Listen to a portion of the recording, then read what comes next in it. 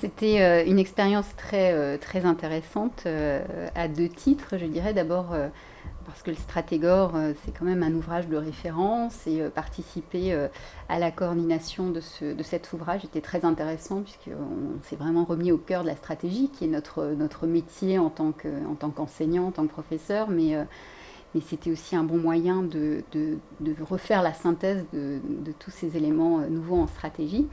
Et puis à titre plus personnel, c'était aussi une aventure intéressante puisque quand j'étais étudiante à HEC, j'avais eu l'occasion de travailler sur la première édition du Stratégor. Donc c'est en quelque sorte un retour vers les origines. Beaucoup de choses se sont passées en 4 ans.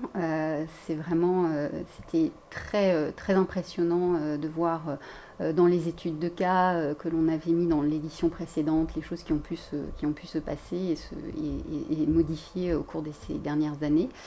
Les éléments sur lesquels on a vraiment voulu insister dans cette nouvelle édition sont vraiment ceux qui tiennent à cœur aujourd'hui aux dirigeants, je pense, des entreprises. D'abord l'innovation, toute forme d'innovation, donc innovation produit, mais aussi innovation sur les business models.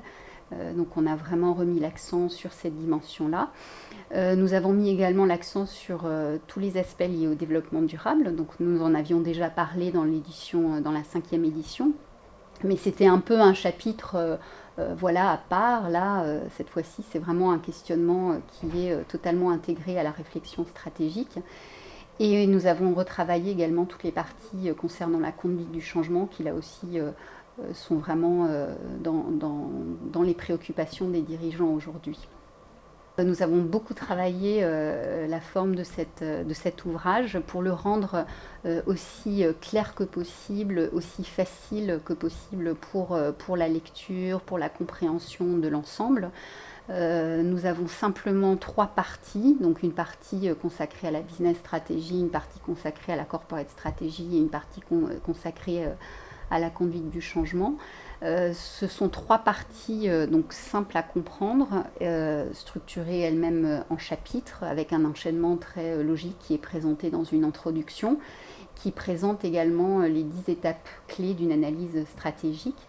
Donc ça c'est pour en fait, la forme de l'ouvrage, l'enchaînement des chapitres, mais également sur la forme, la particularité de la lecture.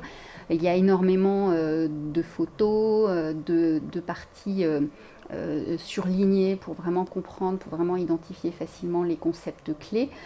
Tous les exemples sont mis en valeur. Également, il y a de nombreux encadrés sur des études de cas, des mini-études de cas, également des fondements théoriques et des éléments de controverse, donc avec beaucoup d'encadrés spécifiques qui permettent vraiment de faciliter la lecture et de la rendre plus agréable.